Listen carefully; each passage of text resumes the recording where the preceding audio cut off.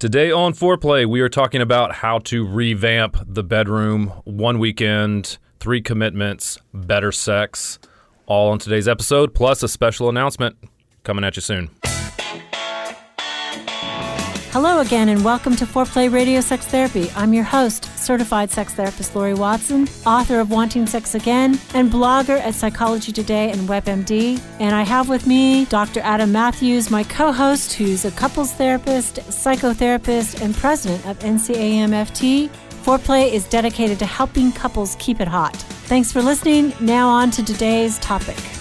So, Laurie, we're talking about weekends and how to revolutionize your sex life in 1 weekend. Revamping the bedroom in 1 weekend. Yeah. What do your weekends mostly look like? I'm interested in work. And you're just working these days on the weekend? That's sad. I don't like that. I know. It's really sad. It is very sad. I'm so ready for this to be done. But I'm finishing my dissertation, and Yay! I'm weeks away from that, and so excited to be finally done. And I had a really cool week, though. I went to New Orleans to do my emotionally focused therapy core skills training. My favorite place on earth. Oh, really? One of them, yeah. Really? What do you love about New Orleans? Well, I mean, I'm from Louisiana. Yeah. And so it feels like home. Uh-huh. And I'm not from New Orleans, but went to New Orleans a lot. Yeah, but the food, the dancing. What's your favorite place to go in New Orleans? I'm not good at restaurant names. It's a bad question for me. Sorry. I just like good food. I like being in the French Quarter. Uh-huh. That's where we I like stayed. beignets. I like all of it. Yeah. It's just fun. Yeah. It's good energy. They had amazing food. It was really great. And I learned an amazing amount of stuff. I was so excited just to come home and bring that to the clinic and teach people about EFT and use EFT. I think it's a little clearer than mud now. So, yeah. Well, that's good. Yeah. That's good. You're in such a different phase of life for me. All my weekends just involve kids' activities, ballet, as we've talked about, and trying to contain my son from going crazy, and entertain him as much as possible. So we are talking about a weekend that can really change things for couples, right? And we have 3 big things that we feel like they can make commitments to that will really, they can take steps really quickly to turn their relationship around. Yeah, and right? I'd like to say, just a little bit about when you would approach your partner for this kind of idea, right? I mean, we know the sexual pursuer is going to say, yes, I can turn it around in a weekend. Yeah, they're going to get super excited. They're going to want to do all the things. Yeah, right. But a sexual distancer is probably going to feel like, ooh, a lot of pressure. So you have to have worked things through enough to really feel like this is something that you both want to do mutually. I mean, I think it would be a disappointment if you go into this kind of a weekend and your partner is reluctant. Yeah, this feels like a sort of activity where you both feel like you're on the same team. You work through a lot of the resentments or tensions between the two of you, and you're going in almost like you're solving a puzzle, right? Or you're equally committed to finding a solution, and you're being able to work together on this. Yeah, and for all my EFT buddies who might be listening, I now have new language for it. So it's like basically once you are securely attached, and you're not reactive to each other's cycles. So that means that basically, my partner's a pursuer and this is, what they need. This is how they find love. And I know that I feel pressured, but I know that they are doing this to connect, or likewise with a distancer or a withdrawer, that they, go away and they're a little reluctant, but that's their anxiety, and you understand that and you have compassion for it. And when you can talk about it with each other, that might be the time that you're ready to do this weekend. Yeah, and we're big fans of the weekend away anyway, right? Yes, please. These are, every relationship needs time to itself. It needs space to grow. It needs space to improve. Like if you don't have that, you're not going to improve and grow. No. And so this is just a more focused one of those that we've talked about before. I know, and I've got several weekends away planned out with my husband. I'm so excited. Oh, you do? Already planned for the year? Yeah. Oh, we're going to go see nice. Hamilton. My fave. We're going to go up to New York. Are you seeing Hamilton in New York? No, I'm not seeing Hamilton in New York. I'm seeing it in Chicago. Okay, still just as good. But this is you're a Hamilton newbie, right? I'm a Hamilton newbie. Your first time I'm a first timer. Right. Our friend. It's my first time with Hamilton. Our friend Shelley has seen it like 5 times. I know. I've only seen it true. once, but I've listened. We jammed out to the soundtrack. We had the soundtrack too, just to get ready. Yeah, very good. So what's the first step? What's the first commitment that we're talking about? Okay, so the first commitment is basically, what sets this whole thing in motion, which is prioritizing intimacy. So you want to, first of all, just in the planning stages, and then think about how you're going to spend the weekend together in a way that is just about the two of you. So like 48 hours, of sexual contact. Yeah, or, in some way. But no kids, no phones, no emails, no computers, no Twitter, no social media, nothing, and no work. Yeah. Which I think is probably the hardest thing for most people to get away from these days. Really? Work is just always present, right? Yeah, but you have to say no to some things to be able to say yes to your relationship. And that's what that feels like, is when you say prioritize intimacy, you're saying no to a bunch of other things and being able to say yes to your relationship, and specifically to sex in your relationship. Right. So you're going away together basically for a sex weekend. Yes. Yeah. Right. But it feels a little more, we've talked about those type of weekends before, but this feels a little even more intentional. When you're talking about prioritizing intimacy, you're saying we want this to be a part of our relationship. Mm-hmm. We recognize that this is an area that we struggle in. We're on the same page that we want it to be a priority. And getting out of your house and your routines is so vital for that. Right? I think so too. I just think all of us, when we're in our own homes, I don't know, some people maybe not, but most women I talk to, myself, being out of my home is downtime. When I'm in my home, I'm thinking about all the things I should have done, should get done. It's not the same. Right. And plus, being away together is the trick for me. So spend the first night away in like a quiet, relaxed way. Just find some place with room service, get away, have alcohol, but in moderation, eat the dinner without talking to the kids. Just start to rest, relax, go to Hotwire, and, it's a discount hotel place. So most people can afford, at least a night or two away. And I would say splurge just a little bit on your hotel room. I feel like there are a lot of... Ooh, Adam, I like you. Well, thank you. I like you too. But I think you need to splurge a little bit, and it needs to feel like a getaway, right? The Motel 6 doesn't exactly feel like a getaway. No hojos. Yeah, no hojos. That's Howard Johnson to you millennials who don't know that term. Because Howard Johnson, what? Because Howard Johnson is out of business. I don't know if you knew that. Oh gosh, no. But I'm out of it. But that I think being able to have a space like that feels like a vacation, that feels different.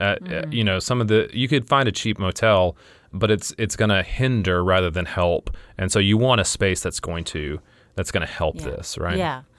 So then once you're relaxed, what we're asking that you do would be an explicit exercise. And this is an arousal stage fantasy exercise. I want you to spend an hour just kind of writing down your ideal sexual enjoyment, whatever that fantasy is. And the purpose of this is to help your partner. So if you're somebody who never really talks brass tacks, this is your opportunity to say, this is what I think would be really hot. Mm-hmm. And if you're somebody who it's all about what's hot and they don't know kind of all the other things that you like, maybe the way you like to be prepared, maybe the way you like it afterwards, like make it a little bit broader so that they know everything, and maybe make it a little more vulnerable. This is what I feel, when we do it. This is what I feel afterwards or during. In whichever way your partner has asked you to help them understand you sexually, that's what this is about. It's not, something that we want you to criticize about the other. We don't want you to say, oh my God, this is so crass, or, that may be the way that they're thinking about it. That's their ideal fantasy. And the idea is to be open enough to just let in, these are your partner's thoughts. What if it is something that is truly shocking to the other person? Right. Or something they're not willing to participate in. No, this would not be the time to shock your partner. I mean, I would advise against that. I know a couple, and he waited till his honeymoon when he felt really, really safe to tell her that he was a cross-dresser. No, that's not what I want you to do here. I want you to... Yeah, this would not to share a fantasy that would be outside of your partner's boundaries, right? That they would be so far against. I mean, it could be outside of your usual boundaries, but I think it might be a stretch, but Right. I mean, moral, not saying if you know that they are against a threesome, for example, this is not the time to bring that up, not the time to bring up something that would just be absolutely shocking to them. Right. And then you want them to kind of sit back to back on the bed. Why back to back? Well, it gives them an opportunity to feel physical connection without that anxiety of being viewed. Sometimes for all of us, when we're watched, we feel just a little bit more anxious. And I think if you're about to reveal what I've seen for people is it gives them deep connection without self-consciousness. So I mean, if they want to look at each other, that's great. I suggest that they sit back to back naked, skin on skin, baby. Yeah, that is skin on skin is such a securing thing as well. It's a securing exercise. It does. So being able to do that without, it's sexual, but it's not having sex, which is going to be helpful to just that bond between the two. Right. And as best as you are able, just let this in, let what your partner says in. Don't get defensive. Just, okay, this is not an ask of this is what we're going to do next. This is just a sharing of the minds. Yeah. And then afterwards, make love. Yeah. That sounds like a great night. I know. But we're not even saying stop there. We've got 2 more things. I know. For the weekend. Right. So we'll come back after the break and talk about those 2 more things, plus a big announcement. Okay. So we want to remind all of you that we are thankful for the way you've shared the podcast. We continue to grow. It is our greatest honor when you share with a friend the work that we're doing in trying to help people so that they can make positive changes and strengthen their marriages and their partnerships. And I think the last thing we'd like to say is both of us are doing intensives. So if you would like to work with us, let us know and call our centers. You can find us at foreplayradiosextherapy.com. And if you like what we're doing and want to help support us, we'd love for you to rate and review us on iTunes. So thanks for listening. So we're back talking about how to revamp your sex life in a weekend. This segment of Foreplay is brought to you by Hojo's, now defunct Howard Johnson's hotels. Just kidding. It's really not. Just kidding. So what's the second thing, Laurie? Second phase. The second commitment is we want to fine-tune what does work.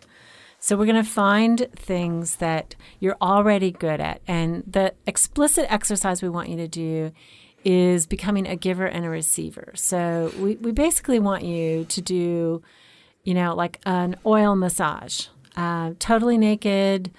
Start with like your neutral body areas and eventually progress to the genitals. And the receiver should just have their eyes shut. And, maybe with each touch, they start to help their partner, rating it on a scale of 1 to 5. So 5 is high for feeling good. And we don't want you to necessarily do this to orgasm. We want you to just do this for pleasure. So it's going to be a timed exercise. So for 30 minutes, one of you is the receiver, the other is the giver. And there, what's difficult about sex, right, is this balance. We are both givers and receivers. Touching is pleasure. Yeah. And we often want to touch our partner in certain ways that gives us pleasure. And receiving touch is pleasure. It's both. And so I think this is one of the difficulties in the dance of sex is finding that balance of, no, don't do it that way. And it's like, oh, but I want to do it that way. you know? Or, certainly something that is painful we don't want to do. But we want to help our partner learn what increases arousal. So, maybe saying, okay, that's just a 1 right now. Yeah, this seems like for people that have never done this before, this feels, I know the intimacy is the goal, but it feels very intimate even in just you describing it, right? So I wonder if people have never done something like this with their partner, it's a pretty vulnerable thing to do, right? Like how would they internally kind of gear up for something like this? if this has been something that's not been a part of this kind of intimate touch and intimate a conversation about that touch, or rating that touch. How would they kind of step into this in a good way? You're right. I think there's so many vulnerable pieces about that, right? Being naked in light in front of your partner, that could create anxiety.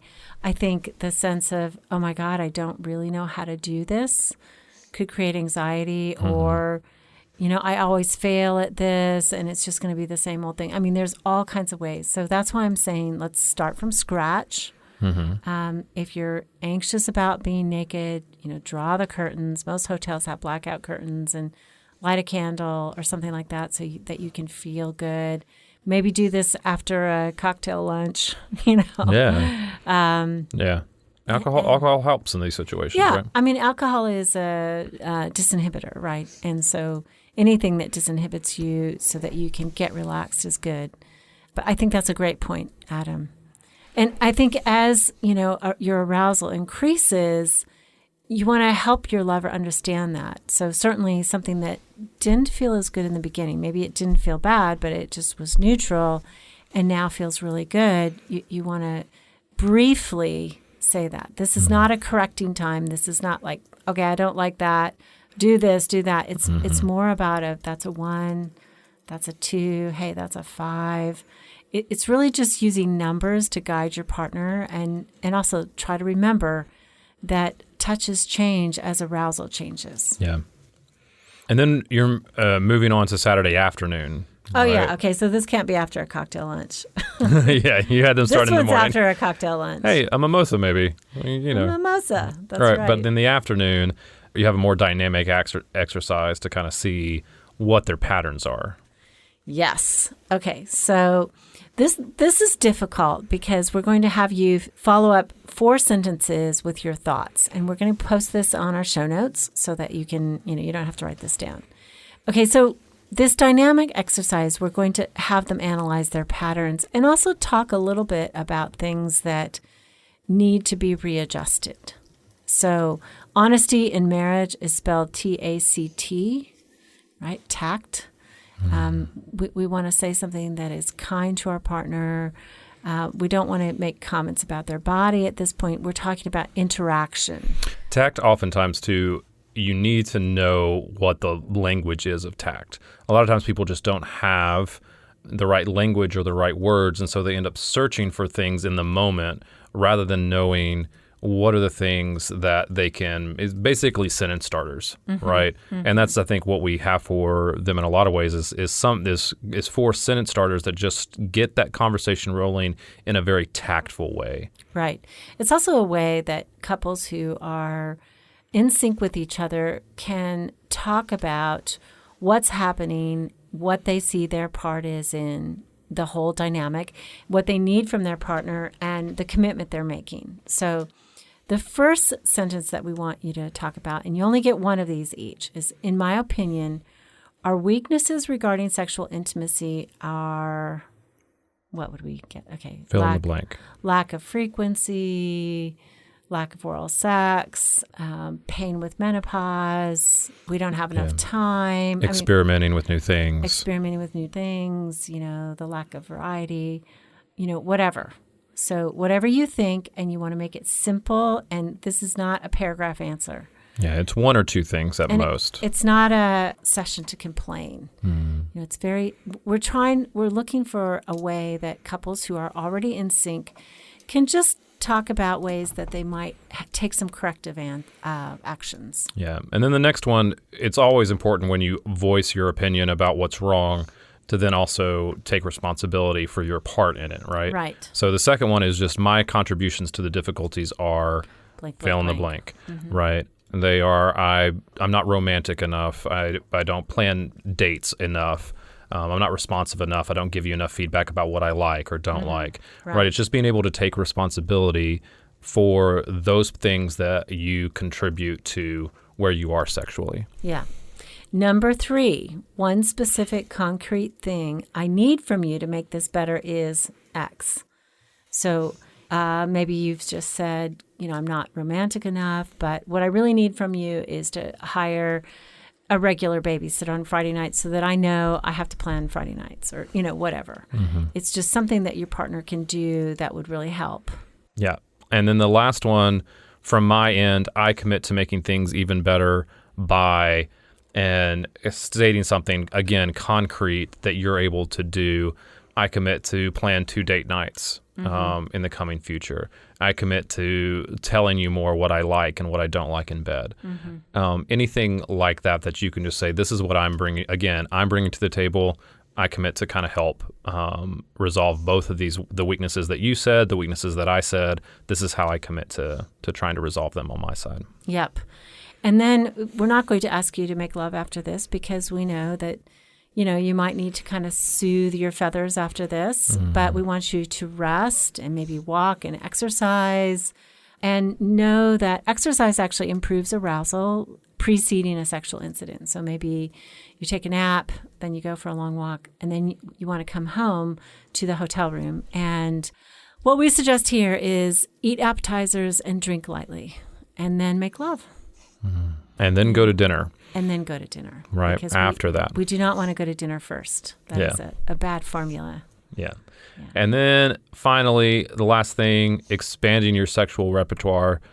This really is about just bringing new things within a low-risk situation, right? It is risky a lot of times to introduce new things, but when you've kind of dedicated a weekend to improving your sex life, to making it a priority, to talking about it openly, and raising your awareness of what's going on, this can be a great time to introduce new things and expand what you know sexually. So this is probably Sunday morning, right? And what we suggest is that you focus on one of 4 areas, basically about variety. And so it might be varying your pacing. Maybe you always make love in a lighthearted way, and you want to make it a little more intense or in technique. So, you do it the same way and you're going to try something else, some other technique to make it happen. Maybe you always use a vibrator and this time you don't, and you just make it really, really slow. Maybe the sexual act. So maybe you have intercourse all the time, or maybe you have oral sex all the time, and this time you're going to switch it up. You're going to do something else. And also sexual positions. Yes. So we're asking for a stretch that brings more variety into your sex life, that really expands your sexual repertoire. I mean, maybe you want to go home and for the next quarter you're doing the same old thing. But I think when you're away, it's a good opportunity to try something new, to look forward to that. This is really helpful.